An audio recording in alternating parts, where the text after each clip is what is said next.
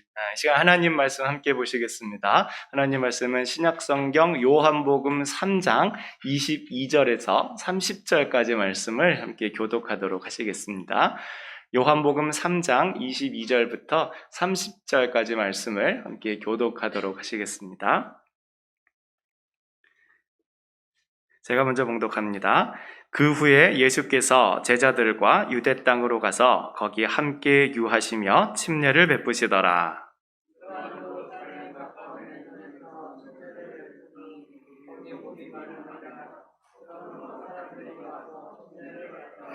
요한이 아직 옥에 갇히지 아니하였더라.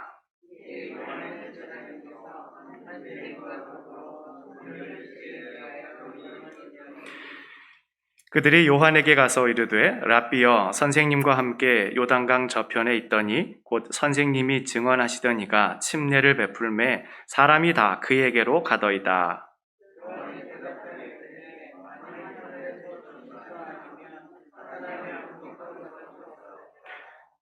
내가 말한 바 나는 그리스도가 아니요 그의 앞에 보내심을 받은 자라고 한 것을 증언할 자는 너희니라.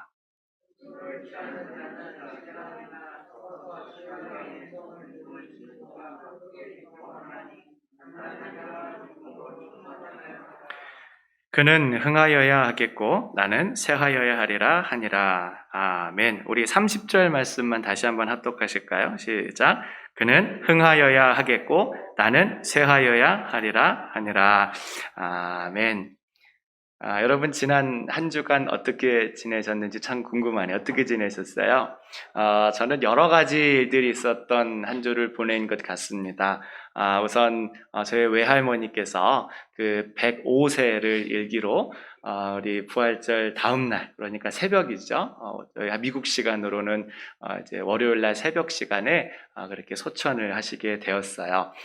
저는 이제 유독 그 외할머니의 사랑을 많이 받았고 또 어떻게 따져보면은 친부모님하고 보낸 시간보다도 훨씬 많은 시간을 이제 외할머니와 보냈기 때문에 조금 슬픔이 그렇게 많이 있었습니다만 그때가 또 마침 부활절이었잖아요. 그래서 정말 부활을 믿기 때문에 그 모든 슬픔에 너무 잠기지 않고 하나님께서 주시는 위로와 평안을 그렇게 느낄 수 있었습니다. 그리고 또 교회 집사님께서 가져다 주신 미나리를 또 잘 먹었어요. 그래가지고 처음에 미나리 막 이만큼 있어가지고 야 이거 언제 다 먹냐 했는데 물에 쫙 데쳐가지고 이제 새콤달콤 이제 양념 쫙 해가지고 쫙 묻혀가지고 우리 가족들하고 이제 유부초밥 딱 만들어가지고 여기 사택 뒤에 있는 야드에서 이제 같이 이렇게 먹고 또 같이 또 즐기니까 참 하나님께서 우리에게 좋은 것들을 많이 주셨구나 그런 것들을 마음껏 누릴 수 있는 시간이었습니다. 여러분들의 이런 소소한 일상 가운데서도 우리 하나님께서 주시는 위로와 평안과 이런 기쁨들이 충만해지시기를 우리 주님의 이름으로 축원드립니다. 요즘 또 많이 어렵고 또 우울하고 또 괜히 또 어려운 그런 마음이 들기가 쉬운데 그럴 때 정말 우리 하나님께서 주시는 하늘의 위로가 여러분의 삶과 그리고 여러분 가정 가운데 충만하게 있으시기를 바라겠습니다. 그동안 우리가 이제 종려주일과 부활주일 특별 말씀을 나누었고 오늘 다시 원래 우리가 하던 그런 진도로 돌아오게 되었습니다. 오늘 말씀에 보면은 요한에 대한 기록이 기록되어 있습니다. 그 요한은 성경에서도 보면은 굉장히 특별한 그런 사람으로 알려져 있어요. 왜 그럴까요, 여러분? 한 번은 예수님께서 이 요한을 가리켜서 이렇게 말씀하신 적이 있으세요. 우리 누가복음 7장 28절 말씀인데 요한을 가리켜서 여자가 낳은 자 중에 요한보다 큰 자가 없다. 예수님께서 이 요한을 가리켜서 이렇게 말씀하시는 거예요. 여자가 낳은 자 중에 이 요한보다 더 큰 자가 없다. 이렇게 이야기를 하신 거예요. 예수님께서 요한을 이렇게나 인정하시고 칭찬해 주시는 그런 말씀인 겁니다. 실제로도 이 요한은 예수님과 굉장히 가까운 친척 관계에서 6개월 먼저 이렇게 예수님보다 먼저 태어나게 되었고 예수님의 길을 예비하며 그의 한평생을 살았습니다. 어려서부터 그는 사막에 나가서 살았고 자신을 찾아오는 사람들에게 회개하라, 천국이 가까이 왔다 하는 이러한 메시지를 아주 강하고 힘있게 전하였어요. 그는 세상 사람들의 평판을 두려워하거나 아니면은 세상 사람들이 나를 어떻게 바라볼지 이러한 것들에 휘둘리는 사람이 아니었어요. 그는 말씀의 중심을 지키고 강직하게 자기에게 주어진 일들을 최선을 다해 감당해내는 그러한 사람이었습니다. 사람들은 그의 메시지, 그리고 특별히 그의 삶을 통해서 많은 도전을 받았고 감화를 받은 거예요. 그래서 그 당시에 바리새인들마저도 이 요한에게 와서 저도 좀 그 침례를 받을 수 없습니까? 이렇게 부탁할 정도로 그가 정말 하나님의 길을 예비하는 특별한 사람이었다는 것을 알 수 있습니다.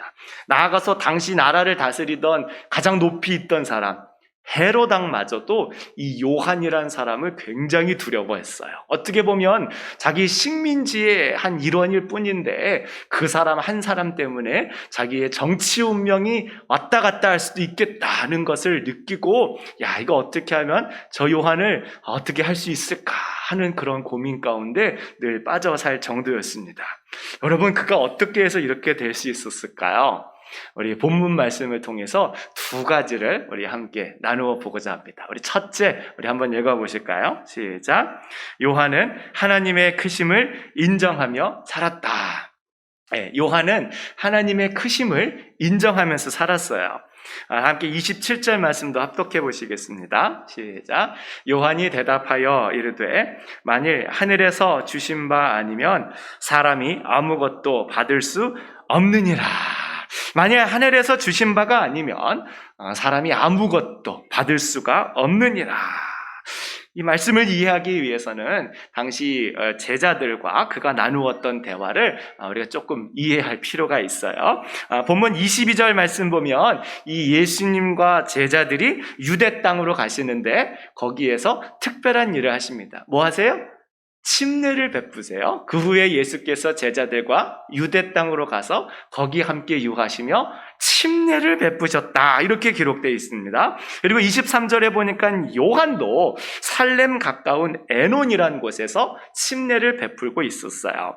여러분, 원래 이 침례라고 하는 거 이 요한의 전유물 아니었어요? 그래서 오죽하면 사람들이 그를 가리켜서 침례 요한이다 이렇게 부를 정도로 그가 침례를 주는 사역을 주로 감당을 했었습니다. 그래서 많은 사람들이 이 요한에게 나와서 침례를 받았어요. 그의 침례가 능력이 있고 그가 정말 삶이 강직하고 우직하고 그가 정말 자기가 침례를 주는 대로 삶을 살아갔기 때문에 정말 이 땅에 있는 수많은 사람들이 그에게 나와서 침례를 받았던 겁니다. 그런데 이제 예수님께서 뭘 주세요? 침례를 주시는 거예요. 물론 요한도 계속해서 침례를 주고 있습니다. 그러니까 이제 침례를 주는 곳이 두 군데가 된 거예요.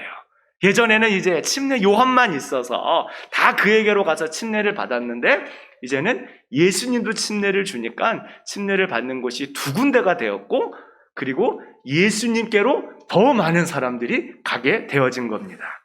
근데 그 소리를 요한의 제자들이 들은 거예요. 그들의 마음 가운데 뭐가 생겼어요? 시기심과 질투심이 생긴 겁니다. 원래 침례는 자기 선생님의 것인데 이제 상황이 바뀌게 된 거예요. 그리고 제자들 입장에서는 그 예수라는 사람도 자기 선생님한테 침례를 받은 사람인데 이제는 그가 침례를 주고 또 사람들이 이제는 그에게로 더 많이 가는 그런 일들이 벌어지게 된 겁니다.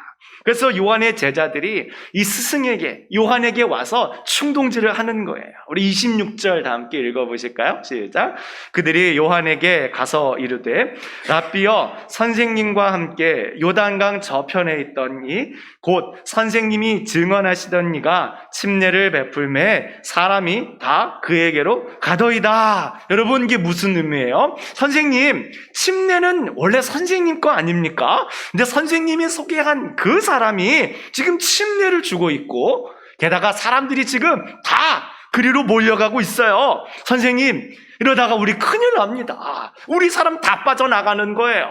아니, 세상에도 상도덕이란 게 있는데 아니 지금 우리가 이렇게 잘하고 있었는데 여기서 지금 멀지도 않은 곳에 침례를 주고 그러니까 사람들이 다 그로 몰려가고 이거 가가지고 따끔하게 한마디라도 하셔야 되는 거 아닙니까? 선생님? 지금 이렇게 요한에게 이야기를 하고 있는 거예요. 요한의 제자들이 왜 그렇게 했을까요? 마음 가운데 우리 하나님이 얼마나 크신 분인지를 깨닫지 못했기 때문에 그런 거예요. 그들은 하나님의 뜻이 얼마나 깊고 또 얼마나 넓으시고 또 얼마나 하나님께서 다양한 방법으로 일하고 계시는지를 깨닫지 못하고 있었던 겁니다. 그래서 그들은 그만 시기와 질투에 사로잡히고 말았던 거예요. 여러분, 사람이 그 시기와 질투에 사로잡히면 세상을 바라보는 시각이 아주 좁아지게 되어 있습니다. 딱 그것밖에 안 보이는 거예요. 평소에는 넓은 것들을 그래도 볼 수 있다가 이게 사람이 마음이 시기와 질투에 사로잡히게 되면은 쫙 좁아져가지고 딱 그것밖에 안 보이게 되는데 지금 요한의 제자들이 딱 그렇게 된 거예요. 여러분, 지금 그들이 하는 일은 하나님이 기뻐하시는 일이잖아요. 사람들에게 회개의 메시지를 전파하고 천국의 복음을 전파하는 거예요. 그래서 사람들 마음에 감동이 일어나서 야, 내가 이렇게 살면 안 되겠다. 이제 정말 하나님의 말씀대로 살아야겠다는 그런 결단과 함께 침례를 받으러 나오는 거잖아요. 침례를 줌으로써 그들 삶에 새로운 결단을 일으키고 이제는 죄를 멀리하고 하나님이 기뻐하시는 거룩한 삶으로 나아가고자 다짐하는 그런 일들을 하고 있는 게 요한과 그의 제자들이에요. 근데 그들이 그것을 바로 깨닫지 못하니까 시기와 질투에 사로잡히고 말았던 겁니다. 우리가 주님의 일을 한다고 할 때 정말로 주의해야 될 것이 있습니다. 바로 내 생각에만 사로잡히는 이러한 과오를 범해서는 안 될 거예요. 내 생각만이 전부고 내 경험만이 진리고 나만이 최고다, 이러한 오만 가운데 빠져서는 안 될 것입니다. 우리가 하나님의 크심을 깨닫지 못하고 늘 시기와 질투에 사로잡히게 되면 우리 영혼이 가장 괴로워질 뿐이에요. 여러분, 우리 모두가 다 하나님의 크심을 인정하며 사실 수 있기를 바라겠습니다. 우리 하나님께서는 우리의 생각보다 더 크신 분이세요.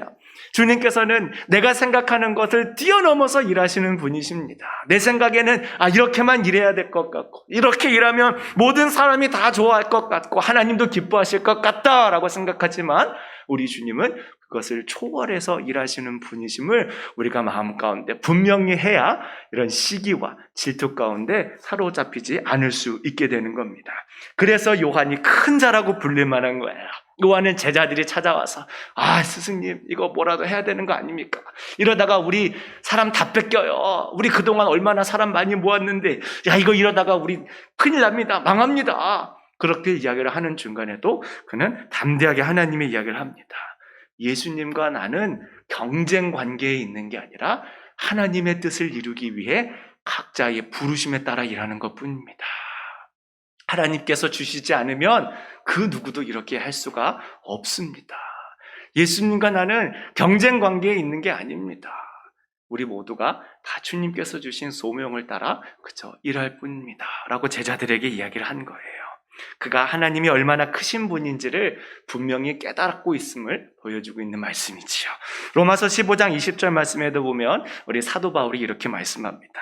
또 내가 그리스도의 이름을 부르는 곳에는 복음을 전하지 않기를 힘썼느니 이는 남의 터 위에 건축하지 아니하려 함이라. 왜냐하면 그 당시에 바울이 전도 여행을 많이 다니면서 교회들을 많이 개척했는데 그것들을 시기하고 질투하는 사람들이 있었어요. 저 바울이라는 사람이 도대체 뭐길래 많은 사람들이 그에게로 몰려가는가? 나도 여기서 한 자리 잡고 여기서 사람들 많이 모아서 나도 좀 그렇게 성공한 삶을 살고 싶은데 사람들이 다 바울에게 몰려가니까 안 되겠구나. 그러면서 바울에게 안 좋은 일을 행하고 해코지를 하고 텃세를 부리고 이러한 일들이 바울에게 너무 많이 일어났던 거예요. 그러니까 바울이 너무 그런 일들을 많이 겪으니까 사람들에게 말하는 겁니다. 여러분, 저는 다른 사람이 이미 세운 터에 그냥 끼어들어서 그것을 뺏으려는 사람이 아닙니다. 저는 우리 하나님의 크심을 분명히 믿고 우리 각자에게 주어진 그 사명을 따라 그 길을 가는 것뿐입니다. 우리가 시기와 질투에 사로잡히면 주님의 일이고 뭐고 아무것도 할 수가 없습니다, 여러분, 우리 하나님의 크심을 인정하고 우리 각자에게 주어진 일량에 따라 사명을 감당하십시다. 그런 내용을 이야기하고 있는 거예요.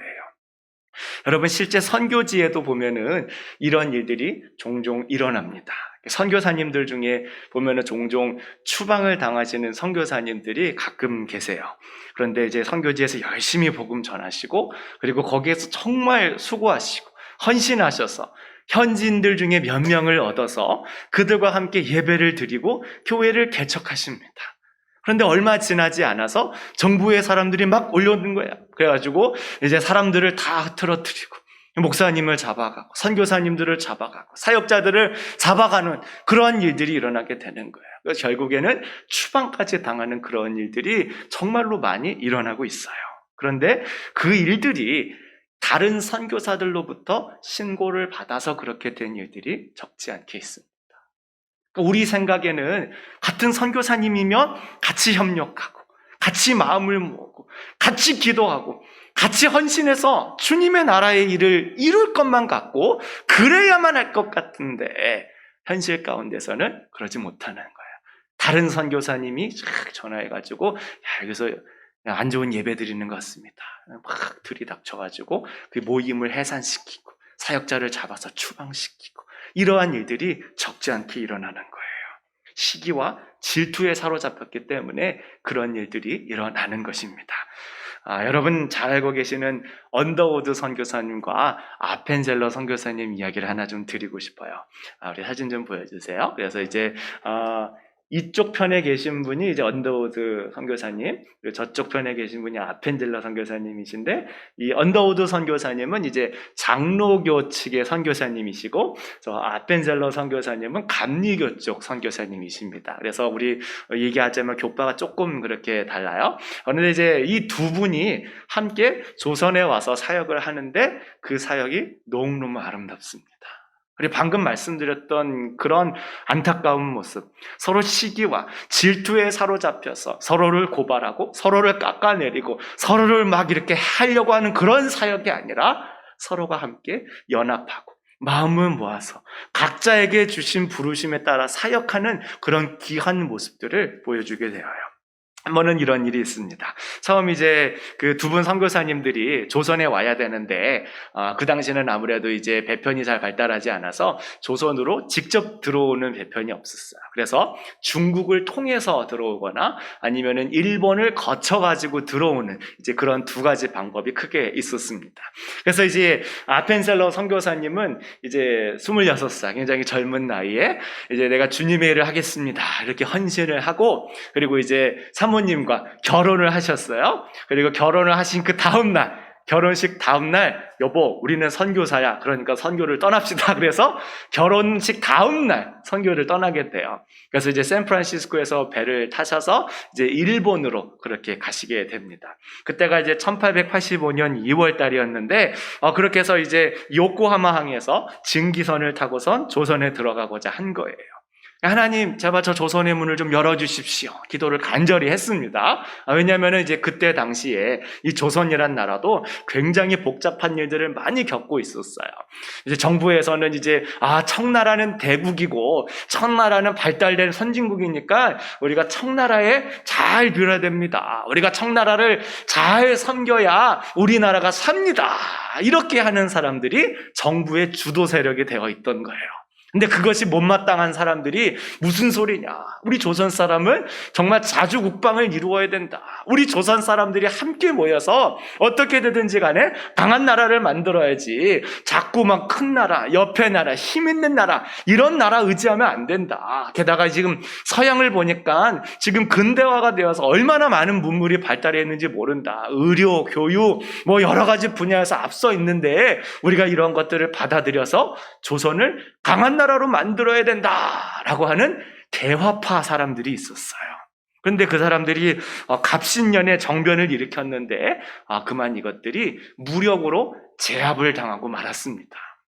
그러니까 사람들 입장에서는 이제 외국인에 대한 경계심이 더 많이 올라간 거예요. 특히 서양 사람에 대한 그 경계심이 이전보다 더 많이 올라간 겁니다. 야, 저 사람들 우리나라를 뒤집어 엎으려는 사람들일 수도 있겠다 하는 그런 안 좋은 시각으로 그분들을 바라보고 있는 거예요. 근데 아펜젤러 선교사님이 이제 극당에 들어가야 되니까 더 주님 앞에 기도를 한 겁니다. 주님, 지금 저 사람들의 마음이 점점 닫아지고 있는 것 같은데 주님, 저들의 마음을 열어주옵소서. 복음이 저들의 마음 가운데 들어갈 수 있도록 주님, 그 마음을 열어주시옵소서. 간절히 기도하며 그분들이 일본 요코하마에 도착하게 된 거예요. 그래서 거기서 이틀 뒤인 1885년 3월 25일에 고베라고 하는 곳에 잠시 들리게 되고, 거기서 이제 배를 갈아타고 이제 조선으로 들어가게 되는데, 그 고베항에서 만나신 분이 누굴까요? 언더우드 선교사님. 언더우드 선교사님을 그 고베항에서 만나게 되는 거예요. 같이 승선을 하고 그 두 분이, 그러니까 이제 사모님까지 하면 그 세 분이 이제 같이 배를 타고 이제 제물포 인천으로 이제 입항을 하시게 되는 겁니다. 여러분, 그때 누가 먼저 저 조선 땅에 발을 내디뎠을까요? 누가 먼저 내디뎠을까? 아펜젤러 선교사님이었을까? 아니면은 언더우드 선교사님이었을까? 그때 이제 그 알렌 클락이라는 선교사님이 이렇게 기록을 남기고 있습니다. 선교사가 피선교지 땅에 첫 발을 내딘다는 일은 가장 엄숙하고 영광스러운 일이다. 그래서 세 사람, 그러니까 이제 아펜젤러 선교사님하고 사모님하고 언더우드 선교사님, 이 세 분이 손을 잡고 동시에 뛰어내리니 셋이 다 영광의 자리를 차지했다. 이렇게 이야기를 하고 있어요. 세 분이 다 같이 손잡고, 자, 우리 조선에 첫 발을 내딛읍시다 하면서 탁 점프 뛰어가지고 내딛었다. 이렇게 기록을 남기고 있어요. 물론 이제 아펜젤러 선교사님의 개인적인 일기 기록에 보면은 레이디 퍼스트라 해야지 사모님 먼저 내려보냈다. 이제 이렇게 기록이 되어 있어요. 여러분, 이분들의 모습을 보면 어때요? 그분들의 모습에서 시기와 질투가 보이십니까? 그렇지 않지요. 서로 마음을 합하고 연합하려는 귀한 모습이 나타나고 있어요. 우리가 이 조선에서 주님의 말씀을 전하고 주님의 교회를 세우는 일을 감당함에 있어서 그래도 우리 장로교가 먼저 발을 디뎌야지. 무슨 소리지. 우리 감리교가 먼저 발을 디뎌야지 하는 이러한 시기와 질투와 그런 불필요한 경쟁으로 일했던 것이 아니라 모든 것이 합력한 선을 이룰 수 있도록 같이 그렇게 사역한 것을 알 수 있습니다. 그 이후로도 두 선교사님이 계속 연합해서 조선의 선교를 감당하셨어요. 아펜셀러 선교사님은 인천을 중심, 그러니까 제물포를 중심으로 이제 막 선교를 감당하고 계셨는데, 이북 지역에 한 18명 정도 되는 성도들이, 조선인 성도들이 정말 복음을 믿고 침례를 받고 싶다고 연락을 보내온 거예요. 그래서 이 아펜셀러 선교사님이 그렇습니까? 그러면 제가 거기까지 가서 침례를 주겠습니다. 말씀을 하신 거예요. 근데 그 길이가 얼마나 뭐냐 하면은 한 15,000마일 정도 되는 거야. 우리식으로 하면은 저기 플로리다 땅끝에서부터 저기 미네소타 끝에까지, 거기까지 되는 거리를 달려가서 18명에게 침례를 주어야겠습니다 하는 계획을 짜시게 된 거예요. 그때 동행하신 분이 누굴까요? 언더우드 선교사님. 이런 귀한 사역 가운데 같이 동참해 주시겠습니까? 그랬더니 언더우드 선교사님이 기꺼이 그 일을 감당하시는 거예요. 물론 언더우드 선교사님 한가하고 막 그래서 그런 게 아니죠. 우리가 잘 아는 것처럼 이제 연희전문대, 연세대학교 막 이런 거 지우시고 막 의료, 재중원 이런 거 지으시면서 열심히 사역하고 계셨고 바쁘세요. 그런데 그 18명 침례를 주기 위한 귀한 사역에 같이 동참을 하시는 거예요. 그래서 두 분의 젊은 선교사님, 20대의 젊은 선교사님이 막 그 먼 길을 올라가면서 함께 주님의 일을 이야기하고 같이 기도하고 위로하고 협력하면서 정말 그 귀한 일들을 감당하게 되었던 겁니다. 우리 하나님께서 얼마나 크시고 얼마나 열심히 일하시는지를 그 두 분이 마음 가운데 품었기 때문에 그런 놀라운 사역들을 감당할 수 있게 되는 겁니다. 여러분, 오늘날 우리 교회들이 정말로 주의해야 될 것이 있어요. 그게 무엇인가 하면은 서로를 경쟁 상대로 여기는 겁니다. 우리 교회 가운데는 그런 분들 한 분도 안 계신 줄로 믿습니다. 아멘. 정말 그러면 안 되는 거예요. 교회는 경쟁 상대가 아니에요. 저 교회 사람들 많이 몰려간다더라 하는데 우리 마음 가운데 우리 교회는 이게 뭔가 하는 그런 마음이 들어서는 안 되는 거예요. 아니면은 저 교회 문제 생겨가지고 우리 교회로 성도 온다 그러더니 잘 됐다는 그런 마음도 절대 품어서는 안 되는 거예요. 교회가 서로 경쟁 관계에 있는 게 아니라 하나님 안에 서로 다양한 모습으로 함께 있다는 것을 분명히 기억해야 되는 것이지요. 우리 주님께서 그렇게 크신 분이심을 요한처럼 붙들고 있으면 우리가 그런 일들을 감당하게 되어줄 수 있는 겁니다. 아니면 성도들 사이에서 서로 교회 일을 하는데 마음 가운데 어쩔 때는 시기와 질투가 생길 수 있는 거예요. 야, 저 사람은 나보다 교회도 다 오래 못 다녔는데 야, 어떻게 저렇게 잘할 수 있을까 하는 그런 마음이 들기 있어요. 그러니까 우리가 그런 마음이 들지 않도록 하나님의 크심을 더욱더 붙들어야지. 안 그러면 우리 교회 일이고 뭐고 아무것도 안 될 수가 있어요. 사랑하는 여러분, 에베소서 4장 11절 12절에는 이렇게 기록하고 있습니다. 우리 다 함께 읽어보실까요? 시작. 그가 어떤 사람은 사도로, 어떤 사람은 선지자로, 어떤 사람은 복음 전하는 자로, 어떤 사람은 목사와 교사로 삼으셨으니 이는 성도를 온전하게 하여 봉사의 일을 하게 하며 그리스도의 몸을 세우려 하심이라. 아멘. 우리 모두 요한처럼 우리 하나님의 크심을 분명히 붙들고 시기와 질투에 빠지는 것이 아니라 사랑과 연합으로 우리 주님의 일들을 감당하는 그런 우리 성도님과 교회가 되실 수 있기를 주님의 이름으로 축원드립니다. 아멘. 자, 우리 두 번째. 자, 끝나면 좋겠지만은 우리 아까 두 가지로 본다고 했죠? 자, 두 번째 한번 보시겠습니다. 시작. 요한은 겸손함이 몸에 배었다. 요한은 겸손함이 그 몸에 배어 있는 사람이에요. 여러분, 요한의 외모 다들 기억하십니까? 요한은 굉장히 거친 사람이었어요. 약대 털옷을 입고 다니고 광야에서 거하고 메뚜기와 석청을 먹으면서 굉장히 터프한 삶을 산 것 같습니다. 그의 메시지도 아주 강력하잖아요. 회개하라, 천국이 가까웠다. 요즘식으로 말하면 예수 천당 불신적, 아주 그냥 원색적인 메시지를 그의 입에서 쏟아냈어요. 그런데 그런 강해 보이는 외모와는 달리 속에는 겸손함이 늘 배어 있었던 것을 알 수 있습니다. 우리 30절 말씀 우리 다 함께 합독해 보실까요? 시작. 그는 흥하여야 하겠고 나는 쇠하여야 하리라 하니라. 그는 흥하여야겠고 나는 쇠하여야 하리라. 예수님이 흥하여야겠고 나는 쇠하여야 하리라. 그의 이런 겸손함이 오늘날 우리에게 많은 도전을 주고 있습니다. 여러분, 오늘날 우리의 문화를 정의하자면 자기를 드러내는 그러한 문화입니다. 내가 얼마나 대단한 사람인지, 내가 얼마나 잘난 사람인지, 내가 얼마나 실력이 있고 능력이 있는 사람인지를 다른 사람들에게 막 드러내야 되고 자랑해야 되고 또 그렇게 하는 것을 미덕으로 여기는 사회가 되었어요. 그러다 보니까 나르시스트를 많이 양산하는 그러한 사회가 되고 말았어요. 자기를 선전하는 것을 부끄러워하지 아니하고 언제나 자기 자신이 중심이 되어서 살아가야 된다지. You are so special. 물론 스페셜이긴 한데 항상 그런 거예요. 뭘 하든지 간에 I'm so special, I'm so special, you are not special 하면서 그냥 그렇게 조금 왜곡된 자아 정체성을 가지고 살아가는 사회가 되고 만 것입니다. 자기를 과대평가하는 일이 많아요. 자기를 꾸미는 일이 많습니다. 왜냐하면 자기 자신이 더 돋보이게 해야 되기 때문에. 여러분, 유튜브 요즘 많이 보시죠? 사람들이 보면은 유튜브 조회수 올리려고 아니면 구독자 수 늘리기 위해서 요즘에는 거짓말을 일삼는 일들도 얼마나 많이 있는지 몰라요. 주작이라고 그러는데 여러분 들어보셨어요? 자기 자신이 막 모든 상황을 다 꾸며내놓고 안 그런 것처럼 원래 그런 것처럼 막 만들어놓고 또 사람들은 이 사람 정말 대단한 사람이구나 하면서 그에게 환호를 보내주는 일들이 너무나도 많아지고 있어요.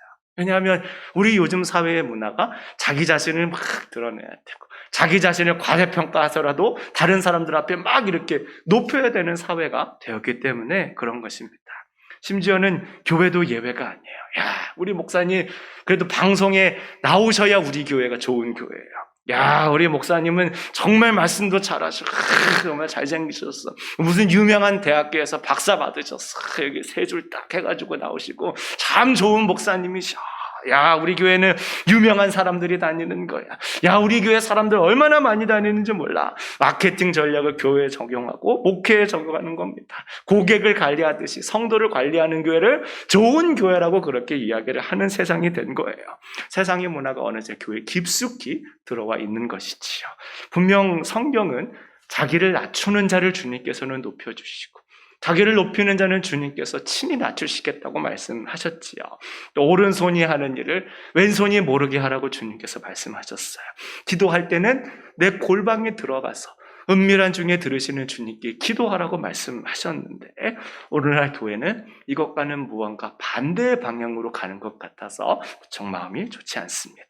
그래서 늘 교회와 성도들을 만날 때는 뭔가 있는 것 같아요. 뭔가 대단한 것 같아요. 왜냐하면 그분들이 하는 일, 그분들이 말하는 것들 보면은 정말 가슴이 뜨거워지고 대단해지는 것 같은데 이상하게 잠깐 시간이 지나고 나면은 남는 게 하나도 없는 그러한 일들이 적지 않게 있습니다. 여러분, 우리가 세상 사람들에게 높임과 존경을 받는다면은 그거는 우리 때문에 그런 것이 아니라 우리를 위해서 십자가에 달려 돌아가신 예수님 때문이라는 것을 분명히 기억해야 될 줄로 압니다. 우리에게 주님께서 은혜로 주신 하나님의 형상이 있기 때문에 정말 우리가 세상으로부터 혹은 사람들로부터 그 모든 찬사와 영광을 받게 되는 거예요. 그는 흥하여야겠고 나는 쇠하여야 하리라. 이것이 옳은 거예요. 그가 쇠하고 내가 흥하여야겠다. 이것은 무언가 잘못된 것입니다. 그는 흥하여야겠고 내가 쇠하여야 되는 거지 그 반대가 되면은 곤란한 거예요. 요한도 29절에 보면 자기는 신랑의 친구가 되는 기쁨으로 충만하다고 말씀하고 있어요. 꼭 내가 신랑이 되지 않아도 괜찮은 거예요. 꼭 내가 주인공이 되지 않아도 괜찮은 겁니다. 꼭 내가 성공하고 출세하고 내가 정말 떵떵거리면서 살지 않아도 되는 거예요. 우리 하나님께서 부르신 그 부르심에 따라 그저 겸손히 최선을 다해 그 일들을 감당하면 되는 것입니다.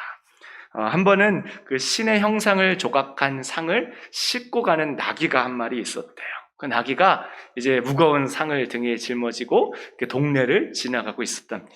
그러니까 지나가는 사람들이 그 나귀 뒤에 있는 그 신의 형상을 보고선 다 그 앞에서 엎드려 절을 하는 거예요.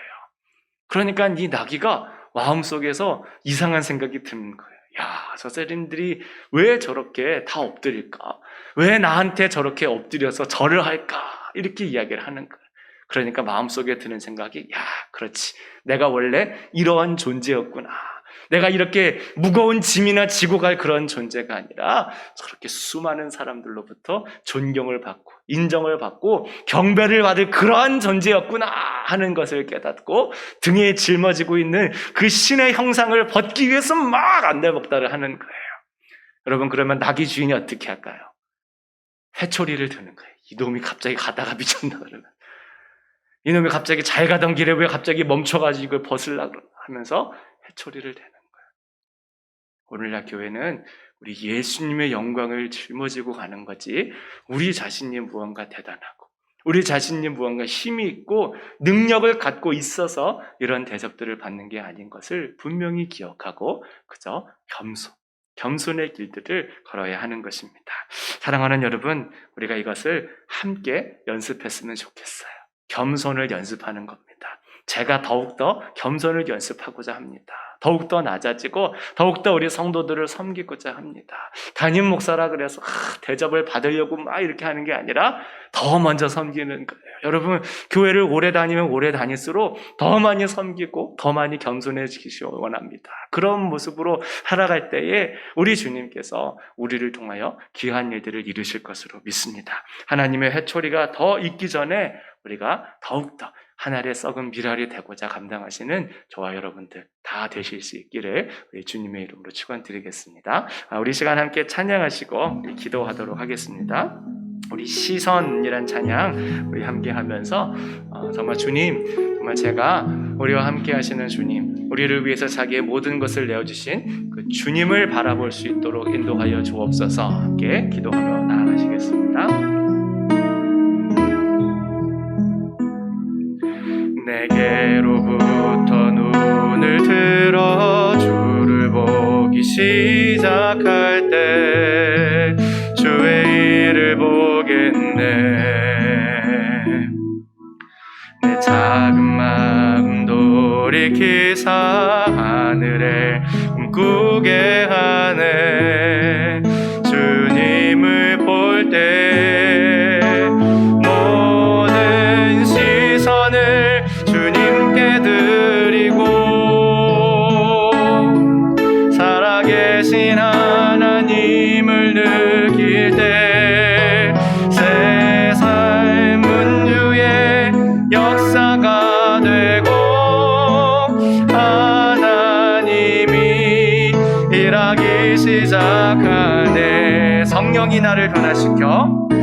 성령이 나를 변화시켜 모든 두려움 사라질 때 주의 일을 보겠네. 황폐한 땅 한가운데서 주님 마음 알게 되리. 주님을 볼 때 모든 시선을 주님께 드리고 선능하신 하나님을 느낄 때 세상은 주의 나라가 되고 하나님이 일하기 시작하네. 주님의 영광, 주님의 영광 임하네. 주 볼 때 주님의 영광 임하네. 주 볼 때 모든 시선을 주님께 드리고 모든 시선을 주님께 드리고 전능하신 하나님을 느낄 때 세상은 주의 나라가 되고 하나님이 일하기 시작하네. 이 시간 함께 기도하겠습니다. 정말 우리가 우리 주님의 크심을 바라볼 수 있게 하여 주시옵소서. 우리가 시야가 너무 좁아져서 시기와 질투에 사로잡혀 사는 것이 아니라 늘 협력과 사랑으로 살 수 있도록 도와주시고 내가 먼저 겸손히 섬기는 그러한 삶으로 나아갈 수 있게 해달라고 우리 마음 모아서 함께 기도하도록 하시겠습니다. 함께 기도합니다. 사랑과 자비가 많으신 주님 참 고맙습니다. 주님, 저희들이 이 땅을 살아가면서 저희들이 온전히 시선을 넓혀 우리 주님의 크심을 바라볼 수 있도록 도와주소서. 주님, 우리가 정말 이 땅을 살아가면서 아무래도 좁은 것들만을 바라보는 것이 아니라 정말 우리 하나님의 크심을 바라보게 하여 주옵시고 우리 하나님의 놀라심, 우리 하나님의 기쁘신 것을 경험하며 정말 더욱더 협력하며 사랑으로 살아갈 수 있도록 도와주시옵소서. 주님, 우리 교회와 성도들이 더욱더 연합하고 사랑함으로 나아갈 수 있도록 도우시고 우리 모두가 협력하여서 주님의 일들을 감당해낼 수 있도록 우리 주님 역사하여 주시옵소서. 주님, 특별히 우리 가정에 주님께서 더욱더 많은 은혜들을 부어주셔서 우리가 더욱더 많이 겸손히 섬기며 우리 가정들이 회복되어지게 하여 주시옵소서. 주님, 정말 우리가 서로를 위해서 조금씩 더욱더 내어놓고 아버지 하나님 조금 더 짐을 나눠짐으로써 아버지 하나님 정말 우리 가정과 우리 교회가 정말 우리 주님께서 기뻐하시는 형상들을 회복할 수 있도록 주님께서 은혜를 베풀어 주시옵소서. 주님, 우리 그리스도인과 교회가 정말 이 땅을 살아가면서 자기 자신을 드러내기 위해서 힘을 쓰는 것이 아니라 주님을 드러내기 위해서 신자들 될 수 있도록 도와주셔서 그는 흥하여야겠고 나는 쇠하여야 하리라. 정말 우리 예수님만 드러내고자 하지만은 그런 교회와 성도가 다 되어질 수 있도록 우리 주님 은혜를 베풀어 주시옵소서. 주님, 진실한 교회가 되기를 원합니다. 주님, 주님을 사랑하는 겸손한 교회가 되어지기를 원합니다. 주님, 정말 우리가 주님의 말씀에 순종하며 오늘의 최선을 다해가는 그런 교회와 성도가 되어질 수 있도록 우리 주님 역사하시고 은혜를 베풀어 주시옵소서. 주님, 우리에게 맡겨주신 모든 것들 정말 성실하게 감당할 수 있도록 주님께서 도와주옵시고 우리 자신의 이름을 높이기 위해서 애를 쓰는 것이 아니라 정말 우리 주님의 이름을 높여드리며 정말 기쁨과 감사함으로 성실하게 일하는 그런 교회와 성도가 되어질 수 있도록 우리 주님께서 은혜를 베풀어 주시옵소서.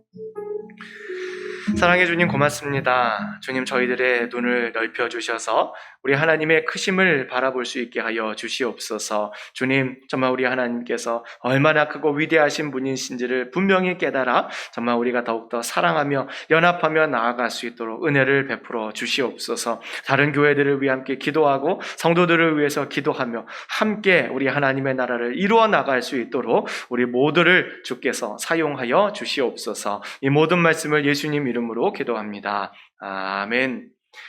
이 시간 자리에서 서셔서 우리 찬송가 50장 3절 찬양하시며 우리 봉헌하시겠습니다.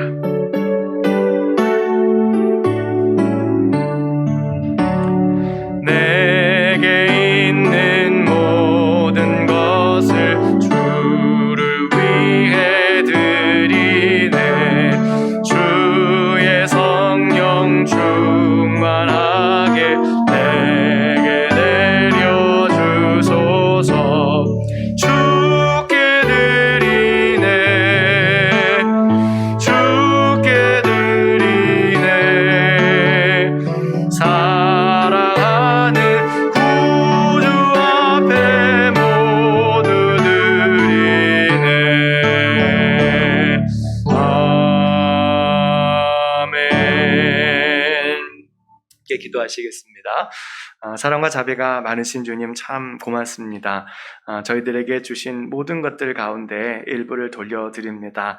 우리 하나님께서 기뻐하시는 이들 가운데 사용되어지게 하여 주시옵소서. 주님이 예물들이 쓰이는 곳마다 정말 우리 주님께서 기뻐하시는 그런 사랑의 일들과 연합의 일들이 일어날 수 있도록 축복하여 주시옵소서. 우리 형편이 어려운 중에도 헌금한 성도들 주님께서 더 많이 기억하여 주옵시고 그분들의 삶을 더 윤택하게 하여 주셔서 정말 우리 주님 안에서 늘 풍성하게 정말 살고 그리고 그것을 나눠드리고 정말 우리 주님께 돌려드리는 그런 귀한 모습이 있을 수 있도록 주님께서 축복 덧입혀 주시옵소서. 우리 연로하신 부모님들 건강을 지켜주시고 우리 군문에 있는 자녀들과 공부하는 자녀들과 그리고 타지에 있는 자녀와 그리고 타국에 있는 자녀와 어린 생명들 주여 다 기억하여 주셔서 그들이 이 땅을 살아가며 우리 주님의 겸손을 힘입으며 살아갈 수 있도록 날마다 은혜를 덧입혀 주시옵소서. 주님 여러 가지 상황 때문에 괴로워하고 있는 영혼들 우리 주님께서 아십니다. 주님 그 기도를 응답하여 주옵시고 속히 주님께서 주시는 기쁨과 평안이 있을 수 있도록 은혜를 베풀어 주시옵소서. 미얀마 땅에 평화를 허락하시고 우리 미국 땅에 모든 징후가 사라지게 하여 주옵시고 이 땅 가운데 우리 하나님의 공의와 정의와 사랑이 회복되어질 수 있도록 친히 역사하여 주시옵소서. 이제는 우리 주 예수 그리스도의 은혜와 하나님 아버지의 무한하신 사랑과 성령님의 위로 충만 내주 역사 교통하심의 은혜가 예식을 마치고 세상을 향해 파송되어져 나아가는 우리 모든 성도들과 가정과 일터 위에 이제로부터 영원토록 함께 있을지어다. 아멘.